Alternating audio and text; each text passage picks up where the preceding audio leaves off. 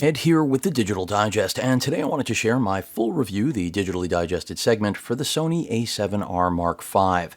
Now, this is a camera that has been on the market for essentially half a year now, and it has been very well received, and for good reason. It is the most expensive a7R that Sony has ever made, but unfortunately that's part of the process as Sony sort of, I'll say, acquired the mirrorless market by just being the most competitive in terms of pricing as well as technology. They eventually got the footprint that they were always seeking, especially with the amount of glass they've built for full-frame E-mount cameras and even the APS-C alternatives. So, the R5, is it better than the R4? Absolutely. I mean, inherent things that you need to know about this $3,900 body, again, definitely pricey, and you need to make sure that it's the right one for you. But I'll start off with the EVF and LCD screen, because while that may not sound like something too attractive or game-changing, when it comes to Sony cameras, if like me, you have used them for more than a decade, you know that displays have never been their strong suit. And now that we have the ability to actually pull the display off body, as you can see, and use it however we like, this is something I think a lot of people didn't appreciate the way a long-term Sony user such as myself would. I mean, there were times when I thought that the old display like this was acceptable, but I never really thought we would get much more of a dynamic rear panel. Of course, when they then gave us the ability to at least flip the screen around, that was good. Not necessarily something anyone needed for photography, but now you you have the best of both worlds, and you still have one of the best EVFs on the market. But the real star of the show with the R5 is, of course, its AI processing unit, because when it comes to the sensor, we're working with the same sensor for all intents and purposes as the R4, which I did own for several years. I did sell it essentially when I got the A1. And it made sense. I mean, the A1 is the best of both worlds. You get a 50 megapixel sensor as opposed to the 60 megapixel sensor inside here. It's substantially faster than this camera, but of course it does not have the AI processing unit, and that is really the star of the show here. So while I can point to a lot of the nuanced polish that Sony has brought to the table in the R5, the thing that really is the standout feature beyond what I've just mentioned with that rear display, and its EVF, of course, is the AI processing. Because, yes, I can talk about the enhanced video modes. I can talk about, of course, that the menu system improved. I can talk about that we have better Wi-Fi, we have better USB connectivity, we have support for compact flash express type A cards, which I think is something that people care about. I/O improved. Those are all things that I think are relevant as I pull open the bay doors here so you can get a peek, but I don't know that that's going to draw someone to an upgrade. As you can see right here, your mic, headphone jacks, Type-C port, micro USB port, which is still that good old multi-function port for Sony accessories, and I'll get around to the other side. But, having compact flash express type A cards, I think is something that I know we needed for the R lineup, and having it here, of course, is a blessing, especially if you've already invested in those cards. And if not, the good news is that now with this launch, they're becoming more affordable. They're still nowhere near where I'd like to see them priced, but the Angelbird 1 terabyte card now at $500 is set to change the game in terms of pricing expectations. So it's really taking this camera, I think, in just a more enhanced professional capacity so that, whether you're a hobbyist, enthusiast, or a pro, you're going to be happy with this camera. Their downsampled RAW options, I think, is also really smart. The fact that now the motion correction for the pixel shift mode actually functions. Granted, you still have to go into post to do it, I think is another big thing. Focus bracketing. All of these things amount to a better a7R than we've ever seen. And I still haven't gotten into the AI, which I will. Another thing you want to be aware of, we have dynamic stabilization now, which we didn't have in the past, but it does come at an expense. So while I think this is a step in the right direction, it's still, I'm going to say, it's definitely more advanced, but it still isn't going to render a gimbal obsolete. I hope for the day that we're going to get there, and I think this is the beginning, because now that we actually have what I'll term a smart A7R5, or maybe we should call it a smarter one, we're headed in the right direction in just about every way. So if you own an A7R4, I'm not here to tell you to sell it, to toss it, and get this camera.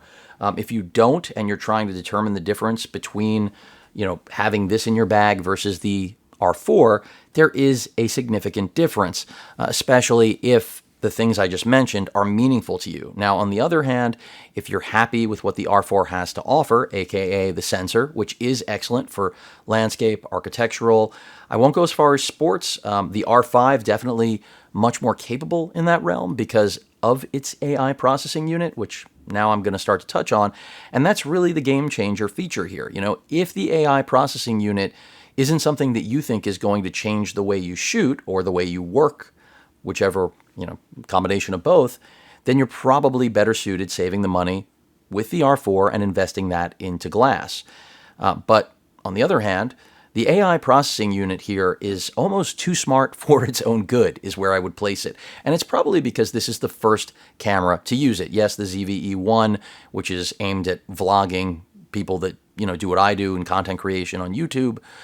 That camera also has the AI processing unit, much less expensive, but that's because it's using the sensor from my FX3 and the A7S III, and it's really designed just to be a video machine.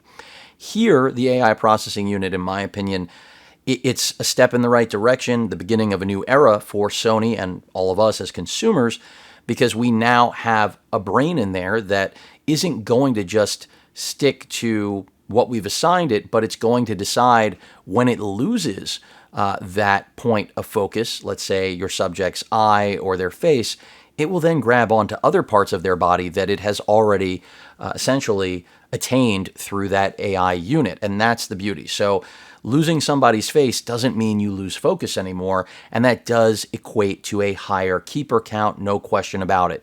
So if that's really the main question here, will you get more keepers out of this camera? The answer is absolutely. Now, when I put it against something like my A1, that's a different story because, the A1 does 30 frames per second, has a completely different design when it comes to the sensor. I'm not going to dive too deeply into this. The A1, for me, is the ideal camera still. Now, when the A1 Mark II comes out with the AI processing unit here, I think it's going to be a phenomenal piece of hardware. I mean, the A1 already was pretty much still unmatched. Yes, competition is there, don't get me wrong, but I would still pick the A1 today if I could do it all over. Of course, I'd rather invest in the A1 Mark II. But all of that aside, this is the camera that can do it all. Landscape, architectural, portrait, and of course sports, birds in flight. The A7R5 can do that too, but I can't see any professional photographer that shoots sports for a living really saying this would be their camera because, well, 30 frames per second versus 10, even if the acquisition and retention of a target is superior because of that AI unit, my experience with the A1 has still been phenomenal. Of course, chime in if you own both or if you're an A1 user that recently acquired the R5. I'm curious to hear feedback. That's what the channel is all about. Now, when I compare it to like the lineage of the A7R lineup, so I bring out the only other A7R that I still have, the Mark II, which I believe was a significant update, still a great sensor in here. This is where, I kind of would begin to make the argument, yes, 5 frames per second versus 10, but the R4, suffered from issues surrounding electronic use of the shutter, so the rolling shutter issue there is still present here in the R5 because we're working with the same sensor. But that AI unit does, I would say, take the sting out of that rub quite a bit. When it comes to the video modes, incredibly rich video modes with the R5. In fact, I think more than anyone would have ever anticipated. But Does that make it a video camera? Absolutely not. And I still will maintain the a7R has always been a hybrid camera, photo first, video second, but it never needed to have the video chops that it had, which is why I always viewed it as the best of both worlds until the A1 came along. And now that the A1 has existed for 2 years, the argument, or I should say the landscape, has changed. The A1 is the best hybrid, obviously on the market from Sony. The a7R5 is the best pure photographic still camera from Sony. Now, many of you out there will make the argument that the R5 is better in your experience. I want to hear that argument and why you think so. I think when you're shooting with mechanical shutter, we've come a long way with the readout and obviously having those compact flash express type A cards. I mean, this is a game-changing product for using a camera that has a 60 megapixel sensor. There's no question about it. And while Sony's done so many different things to refine and polish the R5, the R4 is still incredibly competent and suffers from many of the same shortcomings. It doesn't have the video modes. It does not have, breathing compensation. A lot of the new features that were implemented here, of course, doesn't have that display, which is, for many of you, going to be a game changer in use, because there are many moments where you're not going to be able to get to, the shot with a display like this that, of course, you can now accommodate with the R5. And the A1 suffers from that same, this is probably my biggest gripe with the A1 is that, and I don't dislike it, I just think that we could have had, obviously, a better display. And that probably is going to be another element of the new A1 when it does drop, which hopefully will be sometime this year or next. We're certainly approaching that spot, even though Japan doesn't have the Olympic Games coming up. But either way, the R5 does set a new standard. We have a new bar for what a Sony camera can do on its own, if you get my drift. Now, it does become, and this is where I think it's simply because it's the first generation, a little bit mind-boggling how much this AI unit is doing when it's trying to essentially determine all of the subjects in its frame. And I do think that, it's going to get more polish over time. And this is where I'm not saying firmware updates, which has become a very sensitive topic for everyone, and I understand why, but whether it's another generation or eventually me seeing how the ZV-E1 operates, granted that is far less of a camera than this. I don't even like putting them in the same breath. The ZV-E1 appears to be, a mixed bag of sorts, and I'll address that when I actually review it, but it's certainly an interesting product, but very expensive for what it is. But it shows that AI unit is a game-changing feature for Sony's lineup. And if this is the beginning of these incredible tools becoming smarter, I mean, that is something I welcome wholeheartedly. Now, part of becoming smarter isn't just that, the tracking system is, better than it's ever been because of the AI, but it's also actually recognizing things, right? So, we thought it was a lot when a Sony camera, not that one, could differentiate between animals and humans. But did we think we would get to the point that the camera could differentiate basically not just between animals and humans, but figure out what it was looking at, determine, what type of vehicle it was looking at, what type of animal it was looking at. I almost said what type of person, but we're not there yet, folks. The whole point is that with an AI processing unit of that stature, we enter a new realm of photography. And it's certainly going to make our lives easier. There is more of a learning curve. I'm not here to teach you that. There are plenty of full-featured, in-depth reviews about operation. But I am here to say the R5 is, in my opinion, the best a7R ever made. The AI unit is the game-changing feature, along with the display. Everything else is nuance. It doesn't mean that it's not important to each individual in certain ways or in absolute ways. But again, the key here really boils down to those, few features that I've mentioned, making it vastly superior than existing products from Sony. So again, I don't think it's a bad choice to go to the a7R4. I owned it. I enjoyed it through the pandemic. So it didn't get as much use as I would have liked. But it still was an excellent camera. And that 60 megapixel sensor is still phenomenal. On the video side, again, it's a little bit of a mixed bag. It's the best video ever from an a7R, but with how full-featured Sony's lineup is, I wouldn't recommend this for video shooters. Now, in the same vein, it doesn't mean it cannot do a great job of shooting video. It's just not an A cam when it comes to that, and it certainly isn't marketed as such, so that shouldn't be a surprise to anyone. If you plan on using this as a B or a C, I don't think you're going to have any problems, but remember, again, it does still have issues just like the a7R IV, regardless of that AI unit, because it has that same sensor. So when it comes to the electronic shutter, rolling shutter, those issues are real. It does shoot 8K. It doesn't do the 30 frames per second of the A1, but it's good that it has that feature. That is not something Sony had to include. No question about it. It's also good that they have, oversampling. The Super 35 mode, for me, is the best of what this can shoot in terms of the cleanest, highest detailed video image you're going to get out of it. But the crop is real. And if you go with the full frame uncropped mode, well, you have another trade-off. So, this is part of where we've never seen an a7R with so many video features. It's both a curse and a blessing. And if you've made it this far into the video, I thank you for watching. But that's really what it boils down to. This is a great camera. I think that if you're buying it strictly to shoot stills, you're going to be really, really happy with it. If you're buying it for hybrid shooting, you'll still be really happy with it, but you need to take all of these new video features with a grain of salt. The best news with the video is that the AI processing unit works in all video modes, so that is an inherent benefit of the R5. One I wish I had with the A1, but again, I assure you, Sony will be slapping that and God knows what else from their unicorn factory into the A1 Mark II. I'm not saying this because I have a source. I'm saying this because it's obvious. We're going to see a follow-up to this camera. And, me still owning the R2 because it's just that good of a camera, and unfortunately its value is not very high, speaks to the fact that, the a7R line, I think, has had a mixed rap over the years. I've always been a fan. As I said at the top of the video, I've always been a hybrid shooter. I want the best of both worlds.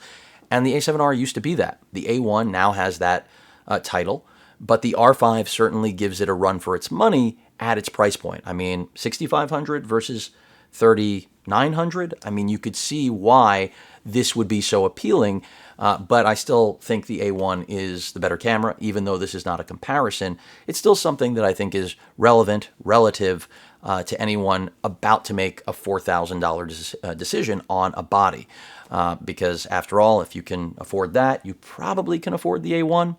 And so it's something to be mindful of. Now, I'm not saying run out and get the A1 over the R5. I think you should wait for the A1 Mark II unless the A1 takes on significant discounts. You've already got my opinion on the R4. I think it's absolutely worth its asking price, but if you can pony up the difference, I do think that this redefines the a7R lineup because it is a new wave of Sony cameras, and it's where it all began. The ZV-E1 is now following. All of Sony's cameras will eventually follow suit. I would estimate, unless Sony is going to essentially offer less expensive options in the full-frame realm that don't sport it, but they have no reason to make new cameras like that. They can always lean on their older lineup like they have been for many, many years. If you've noticed, they don't discontinue bodies so quickly because they realize they can just take on lower, more affordable price points for a wide array of customers. So I anticipate that's the direction Sony's going to go, but we'll see. Either way, the R5 is a phenomenal camera. If you've seen a lot of people on YouTube and across the internet state that this is the best photographic tool, pure photographic tool on the market, I can concur with that as long as birds in flight, sports photography is not the top priority. That's not to say this can't pull it off, because it can. Remember, that AI unit does afford you, I would say, a higher keeper rate per that 10 frames per second that it can pull off, as opposed to the 30 frames per second with the A1. That doesn't mean in the 30 frames you won't have more keepers, but the percentage, the yield of keepers, in my experience, was higher with the R5. And that's why, just to think of an A1 with that AI processing unit, I don't even want to think, is that camera going to be $7,000? Sony, do us a favor here, and you don't have to keep making things more expensive just because you can.